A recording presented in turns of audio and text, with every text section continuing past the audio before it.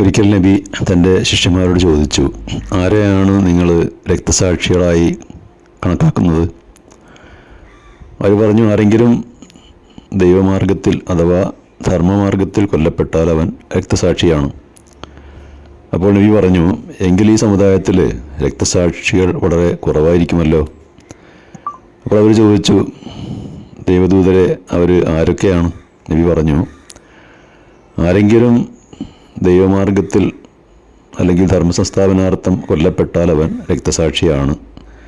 ആരെങ്കിലും ദൈവമാർഗത്തിൽ മരിച്ചാൽ രക്തസാക്ഷിയാണ്. ആരെങ്കിലും പ്ലേഗ് എന്ന രോഗം ബാധിച്ച് മരിച്ചാലും രക്തസാക്ഷിയാണ്. ആരെങ്കിലും ഉദരരോഗത്താൽ മരിച്ചാലും മുങ്ങി മരിച്ചാലും രക്തസാക്ഷിയാണ്. നിങ്ങൾ എവിടെയായിരുന്നാലും മരണം നിങ്ങളെ പിടികൂടുക തന്നെ ചെയ്യും. നിങ്ങൾ ബലിഷ്ഠമായ കോട്ടകളിലാണെങ്കിലും എന്ന വിശുദ്ധ ഖുർആനിൻ്റെ വചനം മരണമെന്ന യാഥാർത്ഥ്യത്തിൽ നിന്ന് രക്ഷപ്പെടാൻ മനുഷ്യന് സാധ്യമല്ല എന്ന് ബോധ്യപ്പെടുത്തുകയാണ്. സ്വാഭാവിക മരണമെന്നും അസ്വാഭാവിക മരണമെന്നും മരണങ്ങളെക്കുറിച്ച് പറയപ്പെടാറുണ്ട്.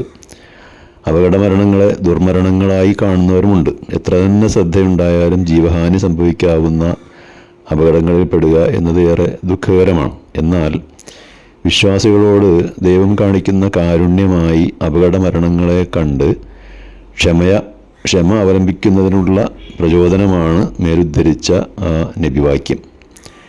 രക്തസാക്ഷികളെക്കുറിച്ച് വിശുദ്ധ ഖുർആനിൽ പറയുന്നുണ്ട്, ദൈവമാർഗത്തിൽ കൊല്ലപ്പെട്ടവരെ കേവലം മരിച്ചുപോയവരായി നീ കണക്കാക്കരുത്.